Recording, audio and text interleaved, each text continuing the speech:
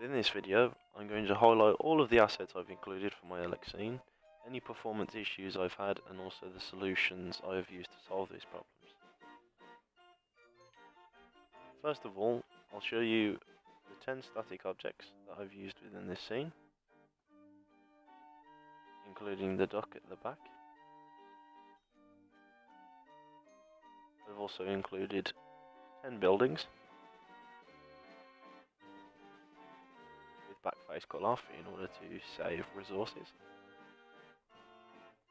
Also with collision, as well as the static objects. I've included 10 billboards, including these two up here as well. And I've also included 10 animated objects with collision as well. Now, the first performance issue I encountered was when first implementing water.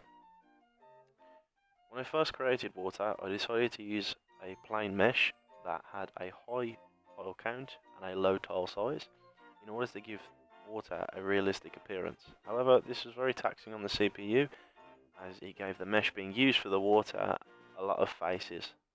So in order to increase the FPS again and make it less taxing for the CPU, I decided to decrease the amount of tiles that were being used and also to increase the tile size.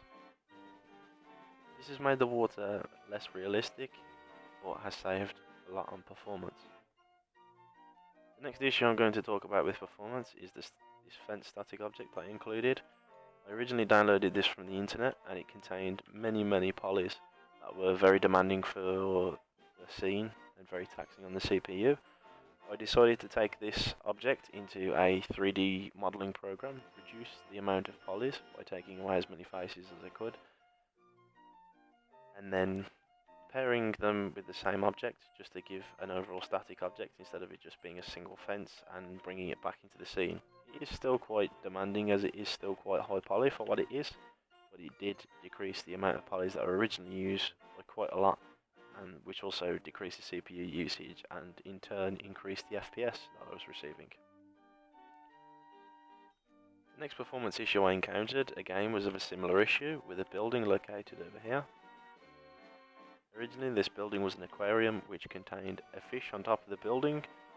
This fish that I downloaded from the internet was also of very high poly, which was very demanding for the CPU, again decreasing the FPS due to the amount of faces that it had and the amount of faces that had to be rendered. So in order to solve this problem, to decrease the amount of CPU usage and increase the amount of FPS, I decided to remove the object completely.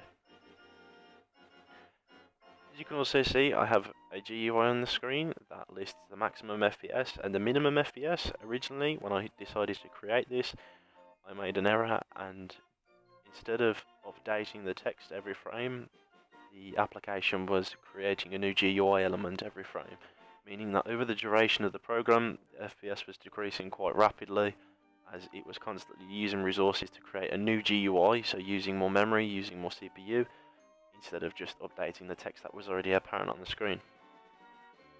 Another issue that I also encountered at the start was with the sky dome, as I had this texture applied to it that was rotating in order to simulate a realistic sky.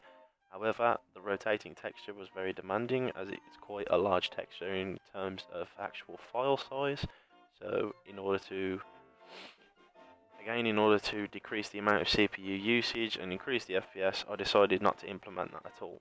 A way to combat this, or should I say another way to implement this that would have been less demanding, as you can see I have a cloud billboard up here. I could have implemented several cloud billboards or cloud 3D models and then applied a circle animator to them to move around a point of origin to give the illusion that the sky is moving. A final performance issue I encountered was with the terrain that I originally had, which was originally mountainous. It didn't really suit the scene and contained loads of polys, even though it did use a low LOD. So in order to make this less demanding, I decided to create a complete new terrain that suited the scene, apply a very basic small texture in file size, and to also use slight bumps in the map at the edge just to simulate gravity. As you can see, the player's falling back in. and this also used a lot less faces compared to the previous terrain with mountains, which again meant less CPU usage, higher FPS. I've also included sound in this project, as you can hear. As mentioned, each object has collisions. And thank you for watching.